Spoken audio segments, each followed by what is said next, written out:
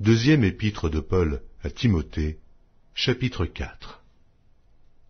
Je t'en conjure, devant Dieu et devant Jésus-Christ, qui doit juger les vivants et les morts, et au nom de son apparition et de son royaume, prêche la parole, insiste en toute occasion, favorable ou non, reprend, censure, exhorte, avec toute douceur et en instruisant. Car il viendra un temps où les hommes ne supporteront pas la saine doctrine, mais ayant la démangeaison d'entendre des choses agréables, ils se donneront une foule de docteurs, selon leurs propres désirs, détourneront l'oreille de la vérité et se tourneront vers les fables.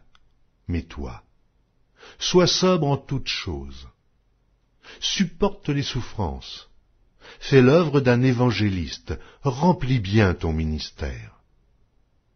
Car pour moi je sers déjà de libation, et le moment de mon départ approche.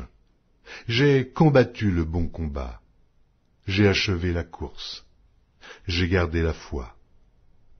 Désormais la couronne de justice m'est réservée. Le Seigneur, le juste juge, me le donnera dans ce jour-là, et non seulement à moi, mais encore à tous ceux qui auront aimé son avènement. Viens au plus tôt vers moi, car Démas m'a abandonné, par amour pour le siècle présent, et il est parti pour Thessalonique.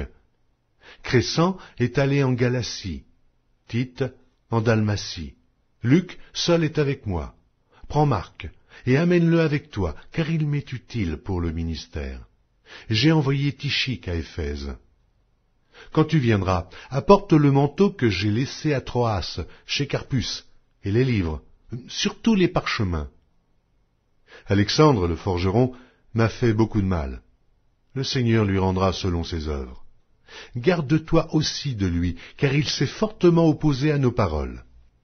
Dans ma première défense, personne ne m'a assisté, mais tous m'ont abandonné, que cela ne leur soit point imputé. C'est le Seigneur qui m'a assisté et qui m'a fortifié, afin que la prédication fût accomplie par moi, et que tous les païens l'entendissent. Et j'ai été délivré de la gueule du lion. Le Seigneur me délivrera de toute œuvre mauvaise, et il me sauvera pour me faire entrer dans son royaume céleste. À lui soit la gloire au siècle des siècles. Amen. Salut Prisca et Aquilas et la famille d'Onésiphore. Éraste est resté à Corinthe, et j'ai laissé Trophime malade à Milet. Tâche de venir avant l'hiver. Ubulus, Pudence, Linus, Claudia et tous les frères te saluent. Que le Seigneur soit avec ton esprit, que la grâce soit avec vous.